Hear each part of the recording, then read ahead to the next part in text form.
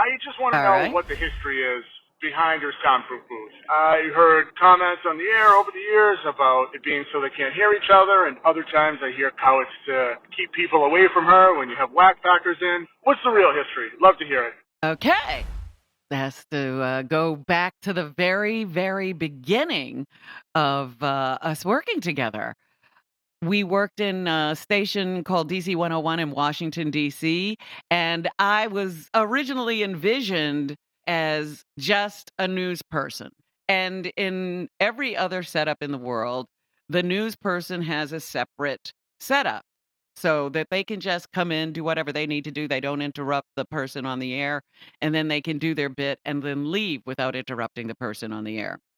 We only worked in the studio with each other for about 2 days because my studio wasn't set up when I first got there.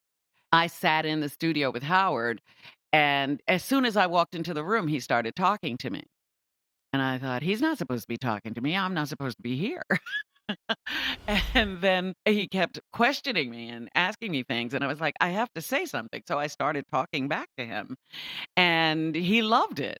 And so that first day, he was like, "Oh, you're great on the air. You're a genius. You gotta come in as soon as you can every day." And I was like, "Oh, that's so sweet." I thought he was just being complimentary and making me feel comfortable.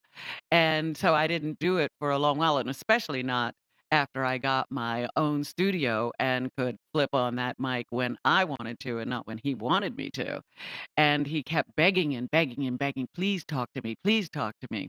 And that's how this whole thing started, but we never gave up the separate booths. What does it mean to you to be in the position you're in, to be not only a woman, but a black woman on the greatest radio show of all time? And I mean, there's got to be a ton of people out there who are looking up to you.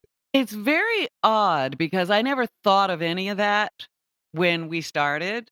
I Mm. didn't think about being black. I didn't think about being a woman. I just thought about being a newscaster. The outcome had everything to do with that.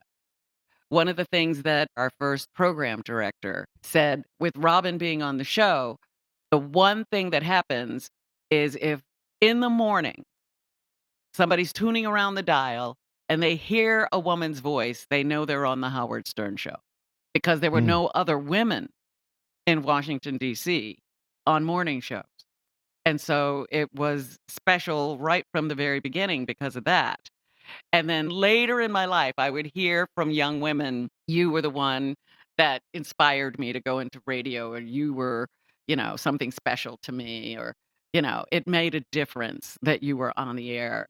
That just came along with the territory.